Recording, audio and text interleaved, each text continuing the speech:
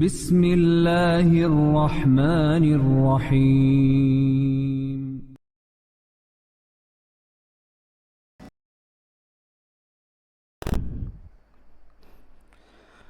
Bismillahirrahmanirrahim.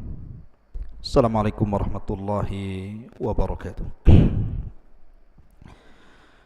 Bihamdillahi wassalatu wassalamu ala rasulillah wa ala alihi wa sahbihi wa mawalah wa la hawla wa la quwata illa billahi wa ba'du. Qala Allahu azza wa jalla ya ayyuhalladzina amanu taqullaha haqqa tuqatih wa la tamutunna illa wa antum muslimun.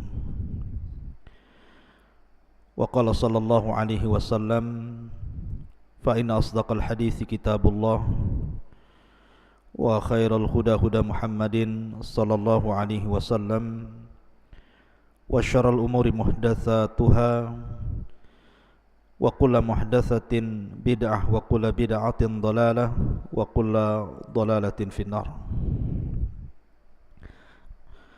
Ma'asyiral muslimin yang dimuliakan Allah Subhanahu wa taala. Alhamdulillah di malam hari ini kita kembali bisa duduk bermajlis ilmu walaupun lewat media Jabal Uhud. Salawat iring salam demi keberkahan majlis kita aturkan kepada Nabi kita yang mulia alaihi salatu wassalam. Allahumma salli ala Muhammad wa ala alihi wa sahbihi wa man sara ala nahjihi ila yaumiddin. Pembahasan di malam hari ini kita akan mengkisahkan satu berita dusta tentang Ummul Mukminin, ibu kita semuanya, Aisyah radhiyallahu anha, dalam haditsatul ifki. Ma'asyiral muslimin yang dimuliakan Allah Subhanahu wa taala, kisah ini tercantum di dalam Sahih Bukhari sebenarnya, dan kisah ini cukup panjang sehingga saya akan coba meringkasnya dengan sebuah cerita biar lebih memahami kisahnya. Kita tahu bahawa Nabi SAW apabila keluar untuk melakukan safar, karena istri beliau banyak, maka Nabi SAW selalu melakukan qur'ah, semacam undian. Maka siapa yang keluar dari undian itu, maka dia berhak untuk mengikuti Nabi SAW pada setiap safarnya. Karena safar di zaman itu berbeda dengan safar di zaman sekarang. Kalau safar di zaman sekarang, walaupun jaraknya jauh, bisa ditempuh dengan pesawat hanya hitungan jam saja. Tetapi safar di zaman itu tentu memerlukan bukan jam tetapi hari, bahkan bulan. Karena memang kendaraan yang paling hebat di zaman itu hanya naik kendaraan berbentuk unta saja. Itu kendaraan yang paling kuat. Walaupun kuda itu sanggup kencang larinya, tetapi tidak bisa ditempuh atau menempuh perjalanan yang jauh. Pasti akan mengalami kelelahan, bahkan boleh jadi bisa mengalami kematian, apalagi sampai melintasi padang pasir. Sehingga kendaraan itu hanya unta saja di zaman itu. Lah kebetulan Nabi SAW ketika itu hendak melaksanakan safar dalam rangka jihad untuk menyerang Bani Mustalik kala itu. Berangkatlah Nabi SAW, dan yang menjadi undian ketika itu adalah Ummul Mukminin Aisyah radhiyallahu anha, yang menemani Nabi SAW selama safar untuk jihad melawan Bani Mustalik. Berangkatlah pasukan menuju Bani Mustalik. Kemudian Allah Subhanahu wa taala menangkan dalam perang ini. Kemudian Allah Subhanahu wa taala takdirkan betul-betul Nabi SAW mendapatkan kemenangan gemilang ketika menyerang Bani Mustalik ini. Maka selesai kemudian menyerang Bani Mustalik dan mengalami kemenangan, maka Rasul pun kemudian hendak kembali ke kota Madinah. Maka di tengah padang pasir pasukan kelelahan. Akhirnya kemudian mereka pun beristirahat. Lah ketika pasukan beristirahat inilah Aisyah radhiyallahu anha meminta izin untuk membuang hajat. Ada sebuah keperluan untuk buang hajat, tentu akan menghindar dari pasukan dan akan jauh masuk ke padang pasir. Rupanya setelah Allah Subhanahu wa taala, setelah Aisyah radhiyallahu anha melaksanakan hajatnya, Allah takdirkan cincin pemberian Ummu Salamah jatuh. Jadi cincin pemberian Ummu Salamah itu jatuh sehingga Aisyah radhiyallahu anha disibukkan mencari cincin itu. Sementara pasukan, karena memang di malam hari, dikiranya Ummul Mukmin Aisyah radhiyallahu anha sudah naik di rumah-rumahan unta. Jadi ada unta itu diletakkan rumah-rumahan di atasnya. Disangkanya Ummul Mukminin sudah masuk di rumah-rumahan itu. Akhirnya kemudian pasukan pun meninggalkan Ummul Mukminin Aisyah radhiyallahu anha. Ketika Aisyah radhiyallahu anha sampai di tempat pasukan, sudah tidak ada pasukan satupun. Tapi cerdas Aisyah radhiyallahu anha, dia tidak menyusul pasukan, tapi dia justru tinggal diam di situ karena alasannya pasti kalau seandainya pasukan tahu bahwa tidak ada Aisyah radhiyallahu anha dalam rumah-rumahan unta itu, pasti mereka akan kembali menjemput Aisyah radhiyallahu anha. Maka Aisyah hanya tinggal di situ saja. Lalu Allah takdirkan ada seorang sahabat namanya Safwan ibn Mu'attil. Safwan ibn Mu'attil itu kalau kita lihat sejarahnya, biografinya, adalah tukang tidur. Jadi mudah tidur, di mana saja mudah tidur. Jadi ada juga sahabat itu yang mudah tidur atau tukang tidur gitu, sehingga ketika dia tertidur ketinggalan pasukan. Akhirnya kemudian dia pun ketinggalan dan sendirian dengan untanya. Ketika itu Safwan ibn Mu'attil melihat ada seorang wanita yang sedang duduk di tengah padang pasir. Maka kemudian dia coba mendekatinya. Alangkah kagetnya, rupanya itu adalah Ummul Mukminin Aisyah radhiyallahu anha, sehingga dia istirja, inna lillahi wa inna ilaihi raji'un.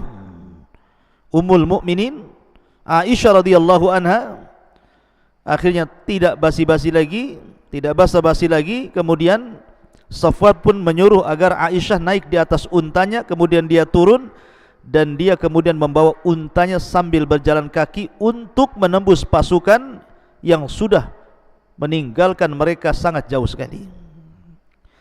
Ketika kemudian Aisyah radhiyallahu anha yang berada di atas tunggangan unta itu sampai di pasukan, rupanya banyak orang-orang munafik ketika itu yang melihat Aisyah radhiyallahu anha berjalan di atas untanya Safwan ibn Mu'attil.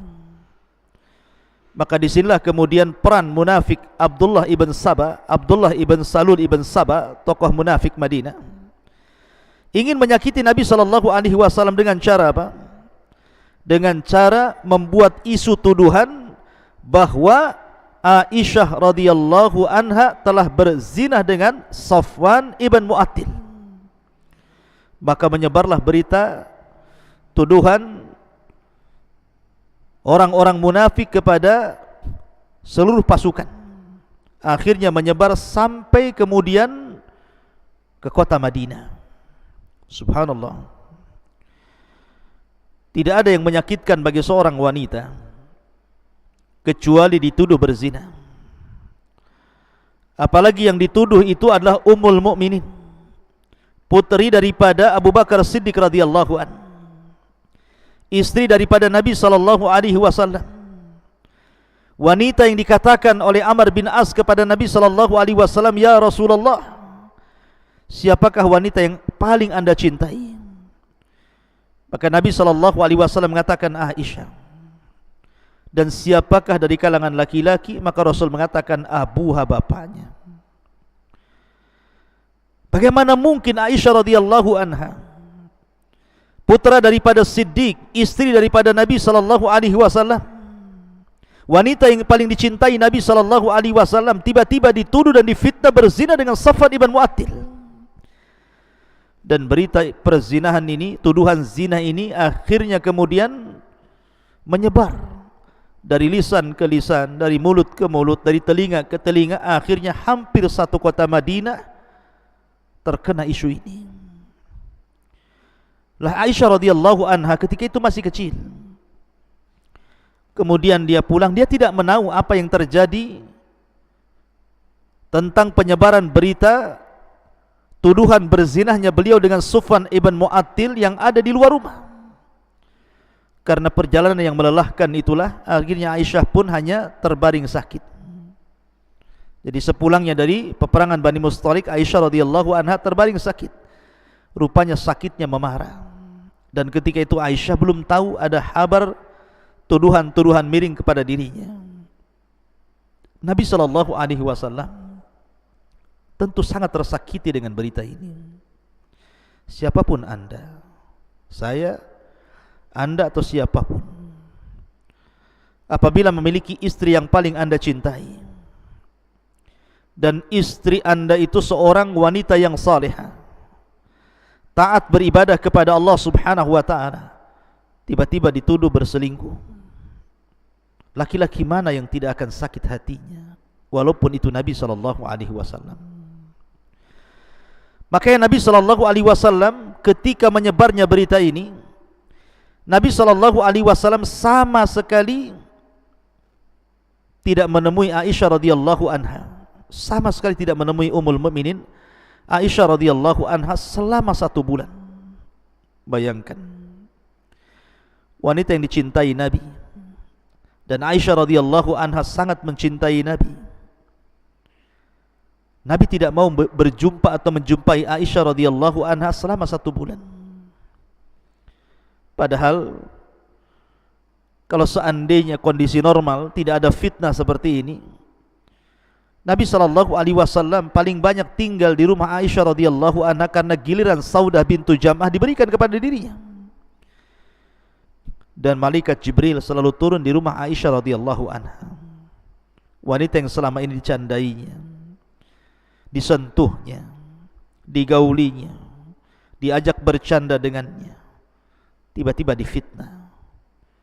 Dan tentu ini sebuah aib dan sangat menyesakkan dada Nabi SAW. Makanya Nabi SAW berusaha untuk bertanya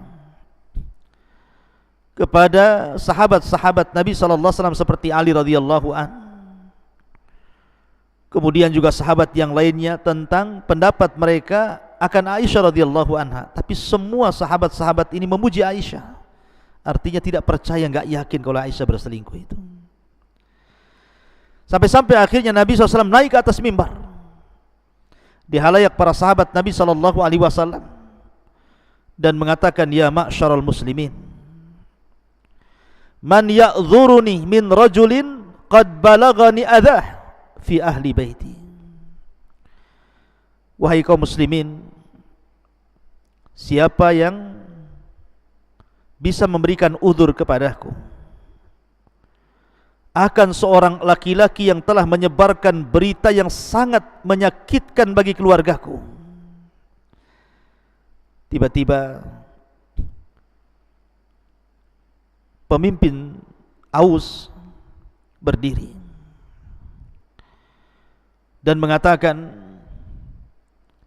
in kana minal Aus dharabtu unuqah, wa in kana min ikhwanina minal Khajraj amartana fa fa'alna amraka.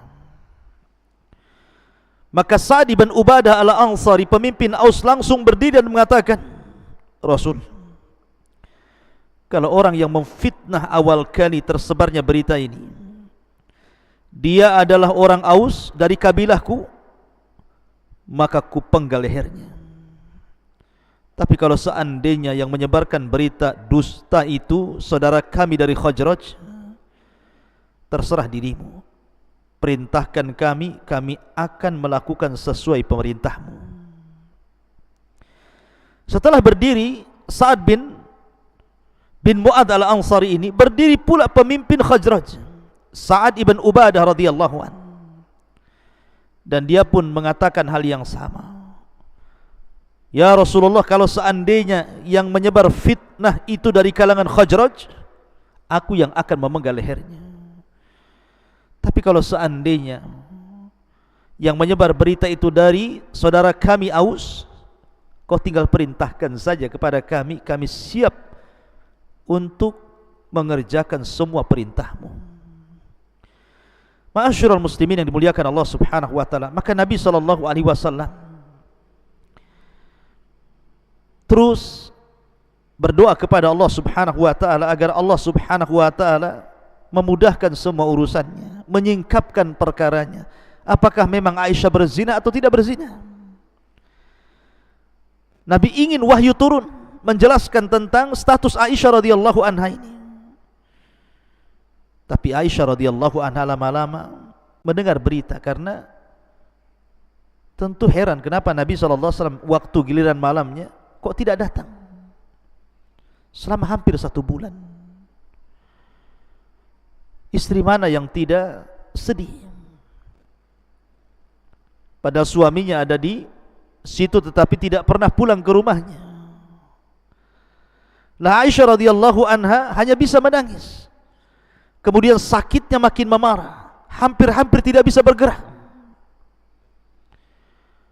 Dan Nabi SAW terus meminta kepada Allah Azza wa Jal, tetapi Jibril tidak kunjung turun untuk menyampaikan wahyu tentang status Ummul Mukminin Aisyah radhiyallahu anha.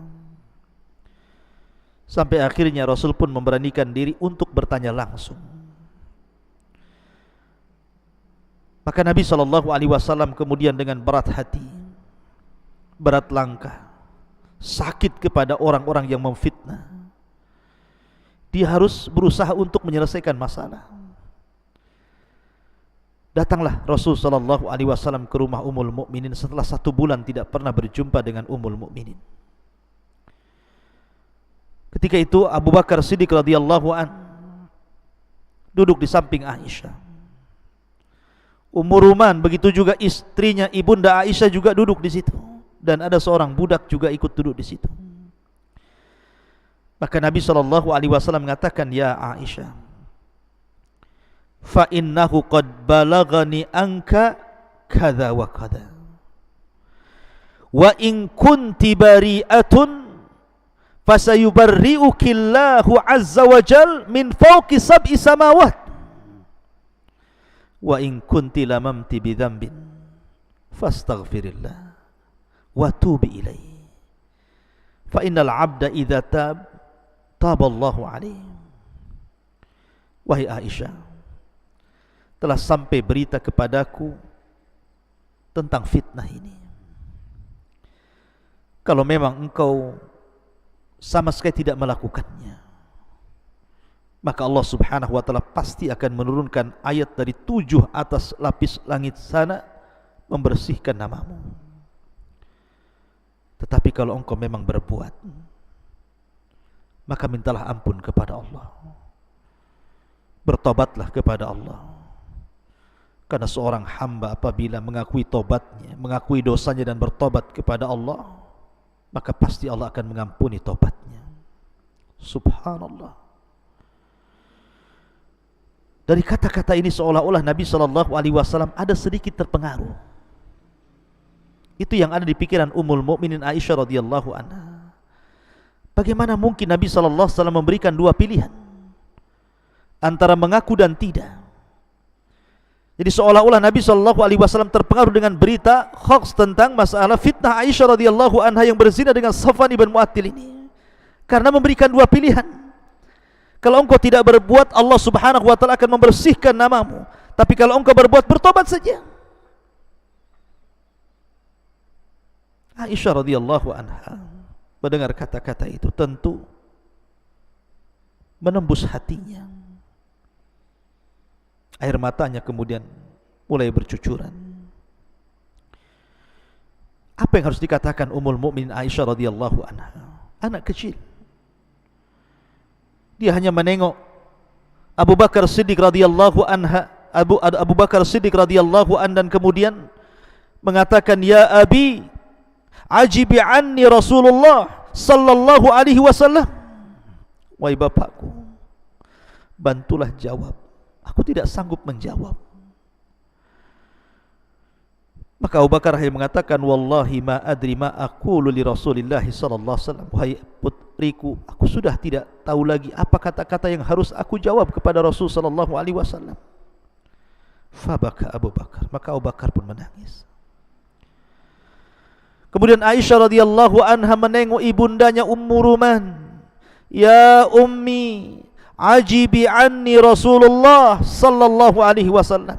Wahai ibuku, tolong bantulah jawab, katakan kepada Rasul sesuatu tentang diriku. Ibunya pun mengatakan, ma adri ma aqulu li Rasulillah sallallahu alaihi wasallam. Aku pun sama, apa yang harus kukatakan kepada Nabi sallallahu alaihi wasallam. Maka Aisyah radhiyallahu anha melihat kondisinya terjepit. Tidak ada pembelaan dari Abu Bakar Siddiq radhiyallahu an ayahandanya, dan tidak ada pembelaan dari ibundanya Ummu Ruman. Dan Rasul terus mendesak dengan pertanyaan itu. Makanya Aisyah radhiyallahu anha hanya mengatakan, fala in qultu lakum inni bari'atun wallahu ya'lam anni bari'ah la tusaddiquni bidzalik. Aku hanya bisa katakan kepada kalian semuanya, jika aku berlepas diri, tidak pernah melakukan hal kotor itu, tidak pernah melakukan perselingkuhan dengan Safwan ibn Mu'attil, dan Allah tahu aku tidak pernah melakukannya, kalian juga tidak mungkin percaya dengan kata-kataku. Wal ini i'taraftu lakum bi amrin wallah ya'lamu anni minhu bari'ah fala tusaddiquni kadzalik. Kalaupun aku mengaku memang aku melakukannya dan Allah tahu aku tidak melakukannya, kalian pun tidak akan yakin dengan diriku. Kemudian dia mengatakan, demi Allah, aku hanya bisa katakan kepada kalian seperti yang dikatakan Abu Yusuf, bapaknya Nabi Yusuf. Dia hendak mengatakan Yakub, tapi karena masih kecil usianya lupa mengatakan Yakub. Dia hanya mengatakan, aku hanya ingin katakan seperti yang dikatakan bapaknya Nabi Yusuf, Yakub. Fasabrun jamil wallahul musta'anu ala ma tasifun. Sungguh sabar itu indah, dan kelak Allah akan memberikan pertolongan untuk menyingkap siapa-siapa yang telah berbuat jahat kepadaku. Kemudian dia tarik selimutnya, kemudian dia menangis di bawah selimut itu. La haula wala quwata illa billah. Betapa beratnya ujian Ummul Mukminin Aisyah radhiyallahu anha. Ma'asyiral muslimin yang dimuliakan Allah Subhanahu wa taala. Ketika Nabi SAW kemudian tertegun dengan kata-kata Ummul Mukminin Aisyah radhiyallahu anha, dan dia pun terduduk. Selang beberapa waktu tiba-tiba tubuh Nabi bergetar. Kemudian keringat bercucuran di dahinya, dan itu alamat bahwa Jibril telah datang. Tiba-tiba setelah Nabi SAW bergetar hebat sampai keringat bercucuran dari dahinya, tiba-tiba Nabi SAW mengatakan, abshir ya Aisyah, abshir ya Aisyah, berbahagialah wahai Aisyah, fa innallaha yubarri'uki min fawqi sab'is samawat. Allah Subhanahu wa taala telah membebaskan dirimu dari tuduhan itu dari 7 atas langit yang paling tinggi sana. Mendengar ucapan Nabi sallallahu alaihi wasallam, maka semua bahagia. Abu Bakar bahagia, istrinya pun bahagia, Aisyah juga bahagia, kaum muslimin juga bahagia. Sampai-sampai ibunya mengatakan, ya Aisyah, berdirilah, berterima kasihlah kepada suamimu, nabimu, rasulmu ini. Abu Bakar juga sama mengatakan seperti itu, berdirilah, berterima kasihlah kepada Nabi SAW. Tapi Aisyah mengatakan, la wallahi la aqumu ilaihi wala ahmadu illallah azza wa jal. Demi Allah, kata Aisyah, saya tidak akan berdiri menghadap Rasul dan berterima kasih kepadanya, dan saya akan memuji Allah subhanahu wa ta'ala saja, karena dia yang telah membebaskan diriku, sehingga orang yang sepertiku mustahil akan turun wahyu. Tetapi buktinya Allah subhanahu wa ta'ala menurunkan wahyu kepadaku. Maka ketika itulah Nabi SAW diturunkan padanya suratun Nur 1-10 ayat. Innal ladzina ja'u bil ifqi usbatun minkum la tahsabuhu syarran lakum bal huwa khairul lakum likulli imri'in minhum maktasaba minal ithmi walladhi yatawalla kibrahu minhum lahum adzabun adzim ila akhiril ayat. Pokoknya turun surah Nur ayat 1-10 membersihkan nama Aisyah radhiyallahu anha. Ma'asyiral muslimin yang dimuliakan Allah azza wa jalla, ketika itu ada orang-orang yang terlibat dalam memfitnah Aisyah ini masih kerabat dengan Abu Bakar. Namanya Mistah ibn Utsatha, masih ada kerabat dengan Abu Bakar. Dia ikut terlibat dalam memfitnah. Padahal Mistah ini yang menanggung hidupnya, tempat tinggalnya, makannya adalah Abu Bakar. Coba anda bayangkan, kebaikan dibalas dengan keburukan, air susu dibalas air tuba.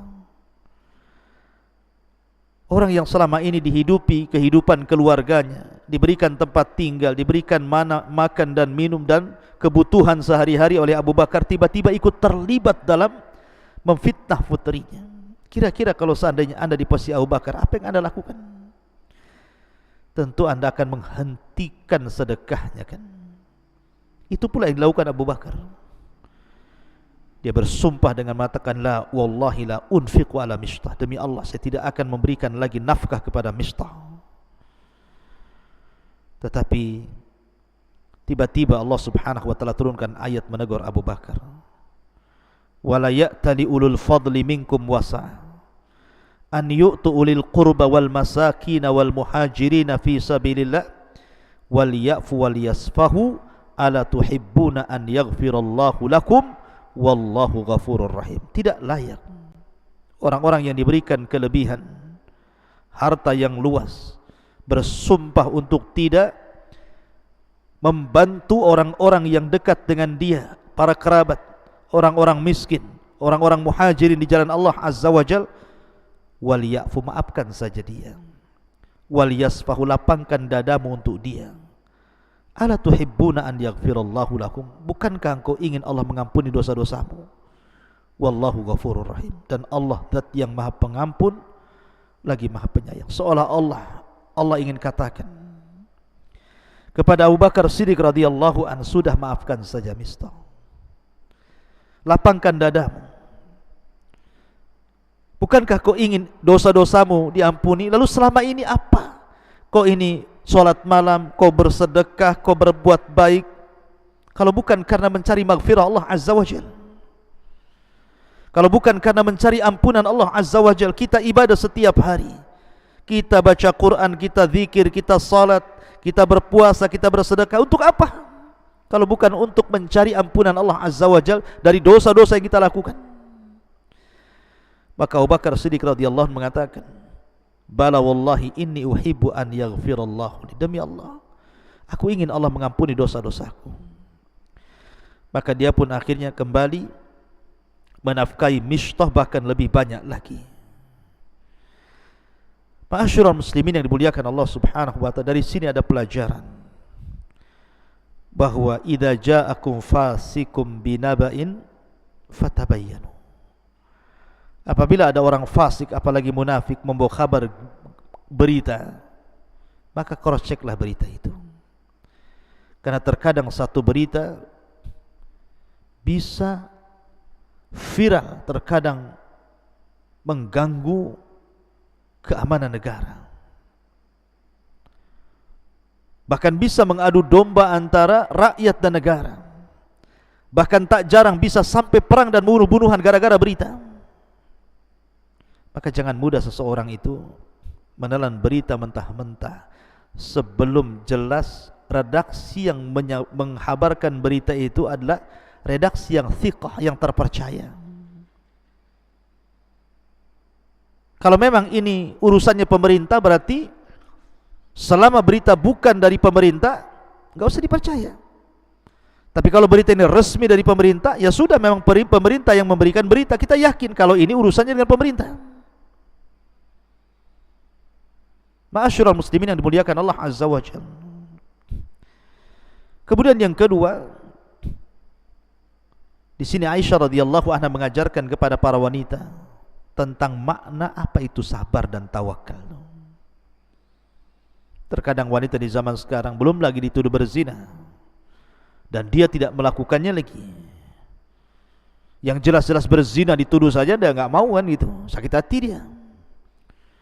Atau dituduh umpamanya dia membicarakan orang lain, menjelek-jelekan orang lain, oh si anu telah menjelek-jelekan, akhirnya tersebar berita itu, sakitnya tuh luar biasa tuh. Padahal baru dituduh menjelek-jelekan orang saja. Makanya di sini Aisyah radhiyallahu anha memberikan pelajaran kepada para wanita, sabar. Ada saatnya Allah Subhanahu wa taala menyingkap fakta kebenaran itu. Kalau memang Anda tidak melakukannya, maka Allah Subhanahu wa taala pasti akan membongkar rahasianya. Asal banyak berdoa kepada Allah Subhanahu wa taala dan yakin Allah akan menolong hamba-hamba yang dizalimi. Makanya kenapa walaupun yang dizalimi orang kafir, tetap Allah di samping orang kafir itu. Kalau dia posisi yang dizalimi, apalagi yang dizalimi seorang muslim. Wala tahsabannallaha ghafilan amma ya'malu zalimun. Tidak mungkin Allah membiarkan orang-orang zalim berlaku sekehendaknya. Maka kalau seandainya Anda difitnah, Anda dibuli, Anda dihujat, begitulah manusia. Dan begitulah orang-orang yang berjalan di atas permukaan bumi, tidak mungkin lepas dari ucapan manusia. Maka bersabar. Seperti sabarnya Ummul Mukminin Aisyah radhiyallahu anha, membuahkan hasil sampai turun surah Nur, khusus membicarakan tentang dirinya, pembuktian bahwa dia berlepas diri dari tuduhan itu. Dan banyak lagi faedah yang bisa kita petik, cuma waktu juga yang memisahkan kita. Subhanakallah bihamdika, asyhadu an la ilaha illa anta astaghfiruka wa atubu ilaik. Allahu ta'ala alam. Mudah-mudahan ada manfaatnya. Subhanakallah bihamdika, asyhadu an la ilaha illa anta astaghfiruka wa atubu ilaih. Assalamualaikum warahmatullahi wabarakatuh.